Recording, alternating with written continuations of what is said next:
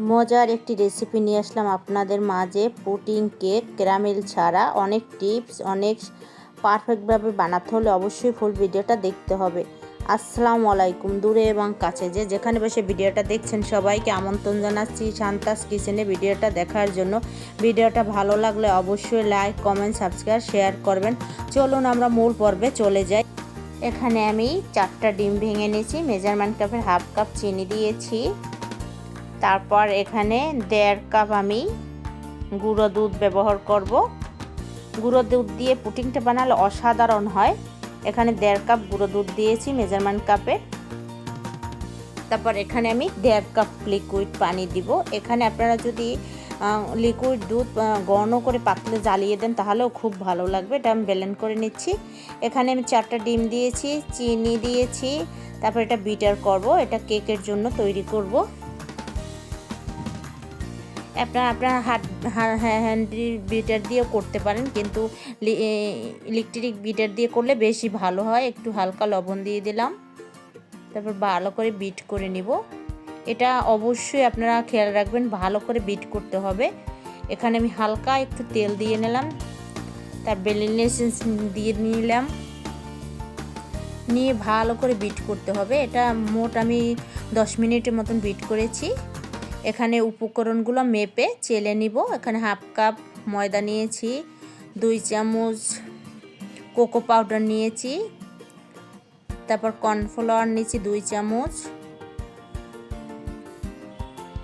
1 চামচ নিয়েছি baking powder. এটা ভালো করে দিয়ে আপনার চেলে নেব।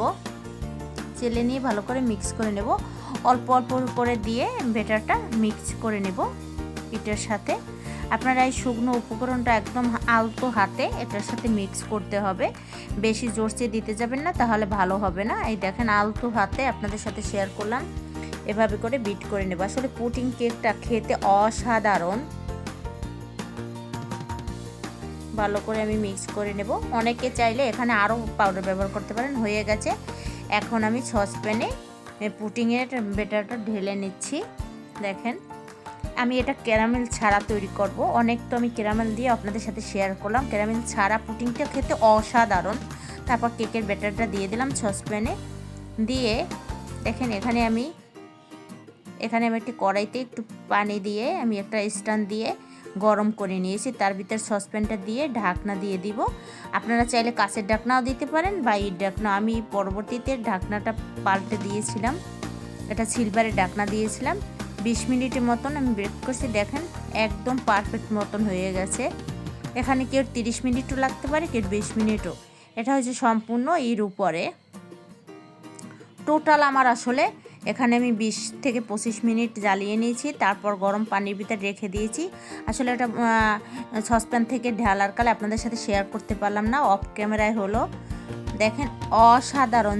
যে খেয়েছে পুডিং কেকটা, আমার বাসায় অনেক মেহমান ছিল। আমার ভিডিওটা ভুল ত্রুটি হলে অবশ্যই ক্ষমার দৃষ্টিতে দেখবেন। সবাই বলছে এত টেস্টি, এত মজাদার, যা বলার মতো না।